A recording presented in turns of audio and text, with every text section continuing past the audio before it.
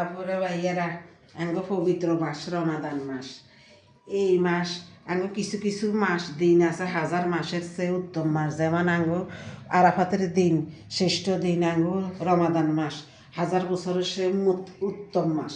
তারপরে জেল করা পবিত্র আশুরা মহরম, মাসের অভাব নাই। তো এই মাসে আরই বেশি সোয়াব, বেশি ইবাদত, যত গুণা আমরা বছর ভরি করছি আঙ্গরে আল্লাহ গুণা মাফ করে দিব। ও মা অনেক ইবাদত করতাম গেলে কামের ক্ষতিও, কাম করতাম গেলে ইবাদতের ক্ষতিও। হুজি স্বামীরে কই দিছি আমরা ইফতার করতাম না, তোমরা ভাত রাঁধি দিমু, তোমরা ভাত খাইও। ও মা বেকের মুখ কালা। তখন ইবাদতের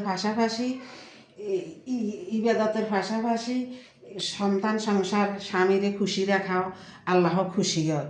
তো এই কারণে এই আপনাদের লগে একখানা ইফতারে শেয়ার করছি।